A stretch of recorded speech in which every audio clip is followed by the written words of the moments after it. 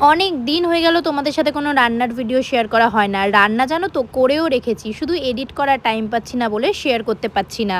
যাই হোক, আজকেও আমার মায়ের হাতের একটা রান্না তোমাদের সাথে শেয়ার করব, সেটা হলো চিকেন পকোড়া। চিকেনগুলোকে পকোড়া সাইজে কেটে ভালো করে ধুয়ে পেঁয়াজ, আদা, রসুন, লঙ্কার পেস্ট চিকেনগুলোর মধ্যে দিয়ে দেওয়া হলো। তারপরে তাতে ডিম, হলুদ, লঙ্কার গুঁড়ো, জিরের গুঁড়ো আর পরিমাণ মতো লবণ দেওয়া হয়েছে। তারপরে দেওয়া হলো কর্নফ্লাওয়ার। আমরা পকোড়া সাধারণত কর্নফ্লাওয়ার বা চালের গুঁড়ো দিয়েই করি, বেসন দিয়ে করলে খুব একটা ক্রিস্পি ভাব থাকে না, তার জন্য। সুয়াইবা মাহা বলে একজন কমেন্ট করেছে, কংগ্রাচুলেশন দিদি, তোমার 2 মিলিয়ন সাবস্ক্রাইবার হতে যাচ্ছে।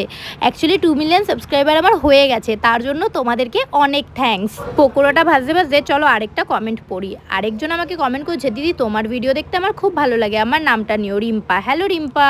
সন্ধ্যাবেলার টিফিনে কিন্তু মা আজকে আমাদের সবার জন্য গরম গরম চিকেন পকোড়া আর চা বানাচ্ছে। বাই দ্য ওয়ে, এটা ম্যারিনেশন করার পর কিন্তু 2 ঘন্টায় রেখে দেওয়া হয়েছিল। চিকেন পকোড়া রেডি, দেখো কতটা ক্রিস্পি হয়েছে।